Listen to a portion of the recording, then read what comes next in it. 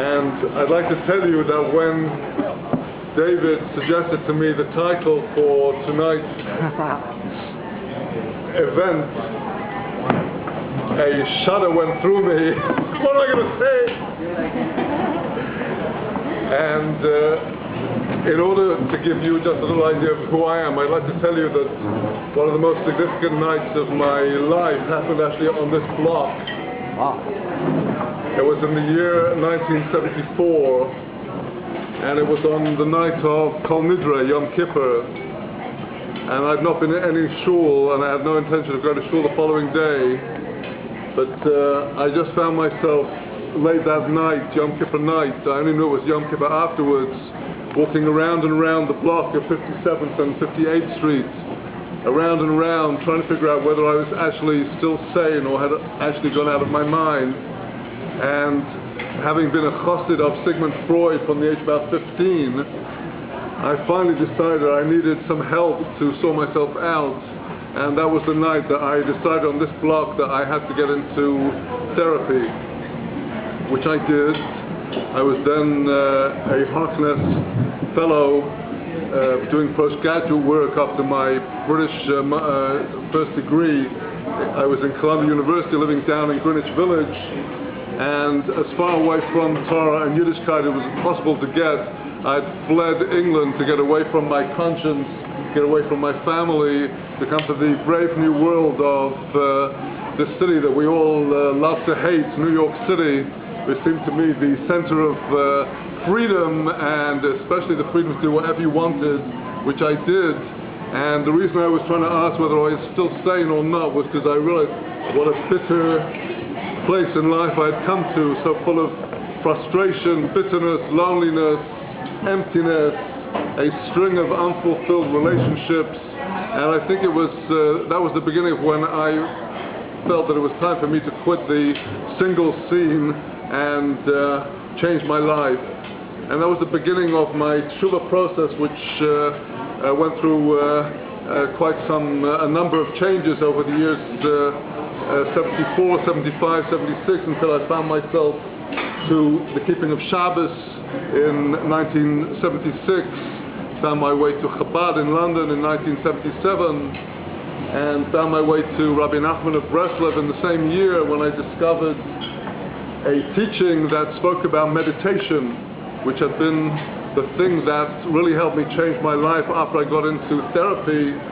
The fact that you could just sit and try and focus your mind and your thoughts and go to a better place, a place of well-being. For me, the experience of non-Jewish meditation, of exercise, of therapy were all important steps in my reclaiming myself as a person and as a neshama. So that was one reason why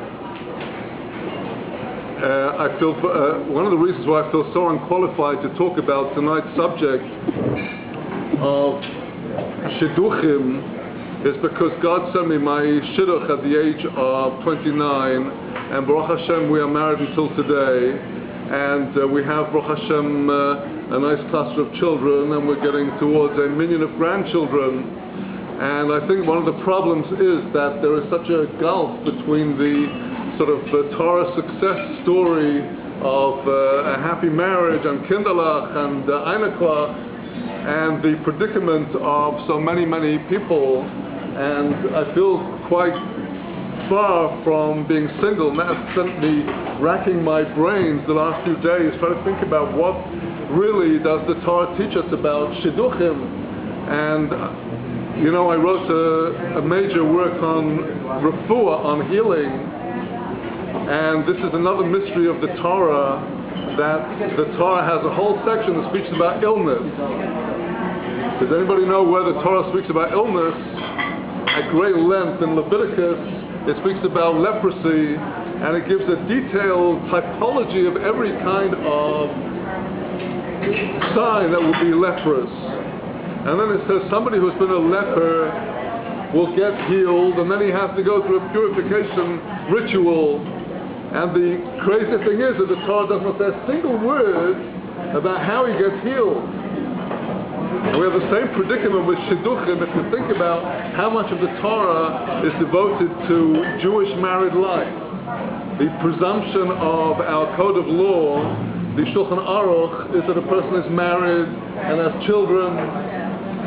In the time when the Shulchan Aruch was written, people would get married at the age of 13 or 14, they'd have children by the time they were 16, 17, and nowhere that I can think of in Shulchan Aruch is there a word about how do you make a shidduch.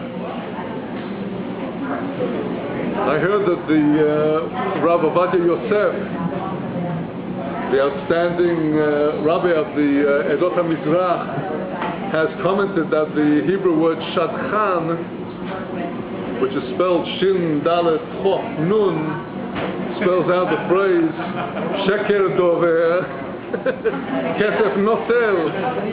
He speaks lies and he takes money.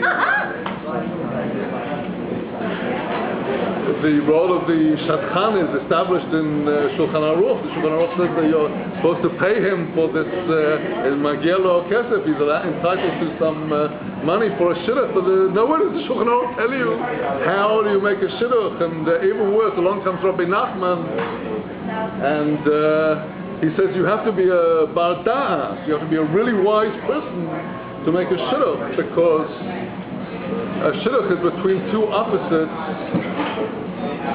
fire and water, or earth and air. Always there are opposites involved, and how do you bring them together? Well, water is on one side, fire is on the other side. The only thing they can bring together is the bridging sphira of da'at, of wisdom, of knowledge. And so who am I to step in to speak about this subject? And I'm going to start with abnegation of all responsibility. I'm afraid I have nothing to offer. I'm going to dredge up from whatever I have been able to think of in the last few days, some ideas, and I'm going to put it on the table, and it's open to everybody to discuss it. And I pray to God that out of all this will come understanding, and will come shlemut, wholeness, and well-being, and some guidance as to how we should go. Well, I'm going to also have a bite to eat. That was my introduction to tonight. I'm completely unqualified. I'm very sorry. And hopefully after the meal, the chiyut and these beautiful gourmand food will come up, and insight will come and emerge of everybody who's here. Well, maybe. Some sake. La briut.